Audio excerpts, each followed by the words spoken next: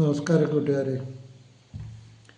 ഇന്നലെ വൈകിട്ട് രാത്രിയിൽ ഒരു 7-8 മണിയായപ്പോൾ ഫേസ്ബുക്ക് ഒന്ന് തുറന്ന് നോക്കിയാൽ അതിനകത്ത് ഫേസ്ബുക്ക് സാധാരണ ആ സമയത്തൊക്കെ തുറന്ന് ഇങ്ങനെ നോക്കാറ്, ഒരു പോസ്റ്റൊക്കെ എഴുതുന്നതൊക്കെ ആ സമയങ്ങളിലൊക്കെയാണ്.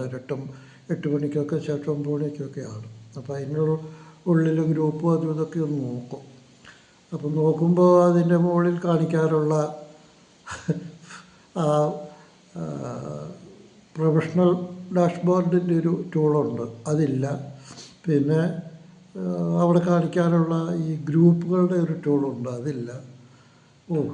പോയൊക്കെ എന്ന് കരുതി വിഷമിച്ച് സെറ്റിങ്സിൽ കയറി നോക്കി, ഫേസ്ബുക്കിൻ്റെ സെറ്റിങ്സിൽ കയറി നോക്കി.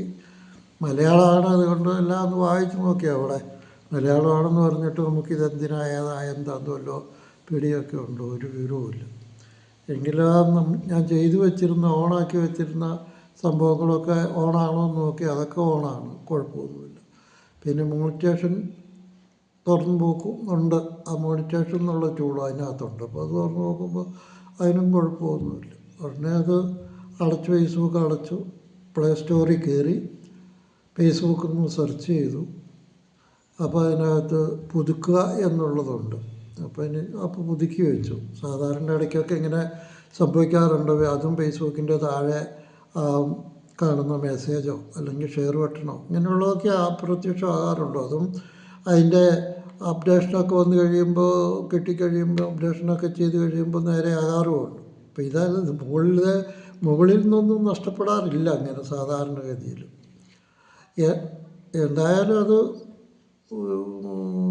പുതുക്കി 1-2 മണിക്കൂർ കഴിയുമ്പോൾ അന്നേരം തന്നെ അതിനകത്ത് തുറന്ന് നോക്കി, ഒന്നും അന്നേരവും ഇല്ല. പിന്നെ അത് വീണ്ടും അടച്ചു വെച്ചു. ഒന്നും ചെയ്യാൻ തോന്നുന്നില്ലല്ലോ, പോയല്ലോ തുറന്നിട്ട്. പോയാൽ എത്രയേ ഉള്ളൂ എന്ന് അറിയാം. എങ്കിലും പോകുമ്പോൾ ഒരു വിഷമം ആർക്കായാലും ഉണ്ടാവുമല്ലോ. ഇത് മോണിറ്റേഷൻ പോകുക എന്ന് പറഞ്ഞാൽ ഒരു ആണ്ടിലെ ഒരു 10-12 മാസം കൂടുമ്പോഴൊക്കെ ഒരു 10,000-2,000 രൂപ കിട്ടുക. എന്നെ സംബന്ധിച്ച് അതൊരു വലിയ കാര്യമാണ്. നമുക്കുള്ള ഒരു ഈ മൊബൈൽ റീചാർജ് ചെയ്യാനുള്ള പൈസയൊക്കെ ആവുമല്ലോ.